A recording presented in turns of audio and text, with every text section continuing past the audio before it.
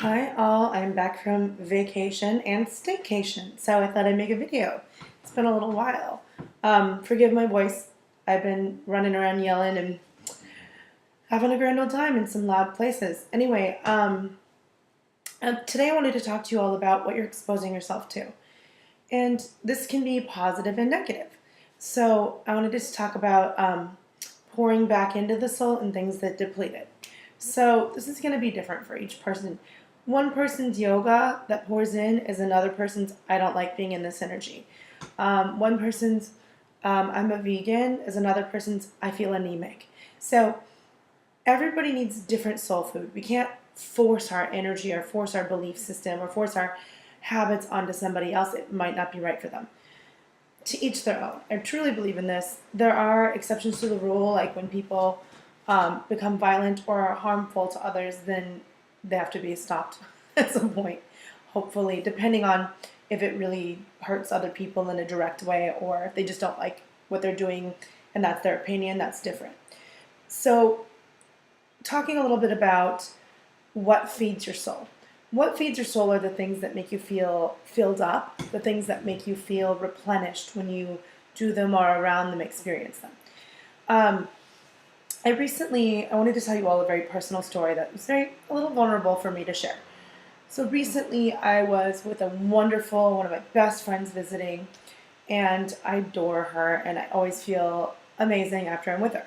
Like, she is one of my favorite friends to go play with. It's like, let's experience something together. I've traveled with her, we'll run around, we'll do different types of classes, we'll, taste test things at the farmer's market, and we're like, ooh, it's like fun, and we have fun together.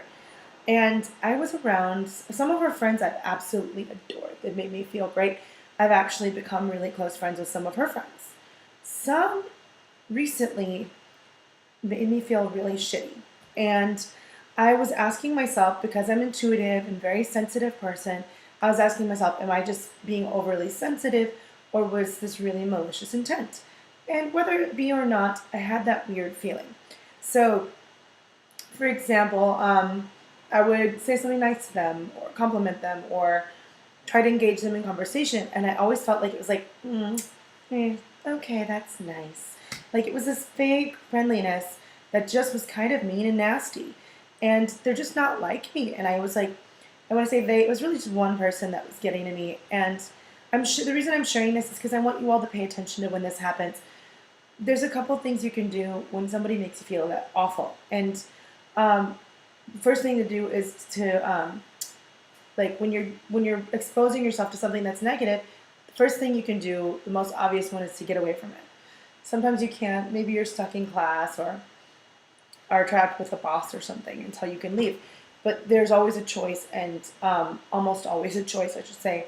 And the easiest thing to do is remove yourself. So in this case, we hadn't eaten all day.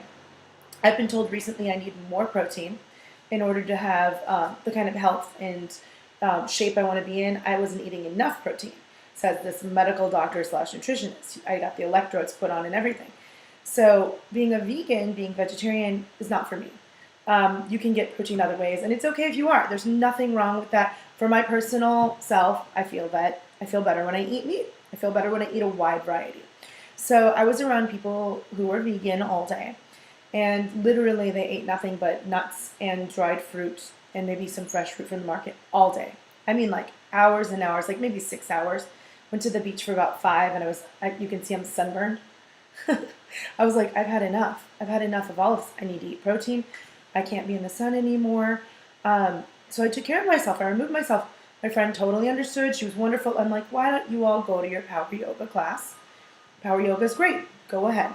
And I took care of myself. I went and got some shrimp tacos and a journal and wrote down how angry I was and how they made me feel. Because I was really, really upset with feeling judged for being different, feeling like I was being belittled for being myself. And I'm like, okay, I've learned something about myself today. I don't want to be around people who make me feel that way, period. It's not my friend's fault at all. She felt really bad about that. So I'm like, not everyone's going to like each other, and that's okay. Next day, I met a different one of her friends who I adored and who was lovely and amazing. And she ended up confirming that those same people made her feel the same way they made me feel. So not only did I get validated that I wasn't crazy, I've met somebody who I did connect to and did feel wonderful and felt that was a grounded, genuine, amazing person. So be it people or things or experiences, check in and see how they make you feel. If they're making you feel positive, more of that. That's what your soul is telling you. If they make you feel negative, that's your soul's way of telling you. It's a lesson. It's not necessarily a bad thing, but that's your soul's way of saying no, thank you. And that's okay. You don't have to like everything. There are times we need to learn to embrace things, and sometimes first impressions are also wrong. I have somebody recently who surprised me, and I didn't like them when I first met her. Thought she was not nice. Turns out that's just a self-protection mechanism of hers, and I have so much in common with her. Now I love her. So I'm saying stay open, but do protect yourself. Protect your energy. You're allowed to love what you love, and stay away from the rest. You have the right to do what's best for you. And 9 times out of 10, you're going to know that better than anybody else, unless you're crazy out of balance or something like that, or struggling with addiction or similar. 9 times out of 10, you're going to know what's best for you. Do follow that advice. That is your soul talking to you. So don't feel bad about feeling the way you feel. Sometimes those gut feelings are more energetic than they are in the physical. Nobody said anything nasty to me. I just had that feeling, and I trusted my gut and went with it. And that's okay. So I hope you all have a wonderful day, and please post your comments, questions, stories below. Love to hear them. All right, thanks, guys. Be sure to subscribe.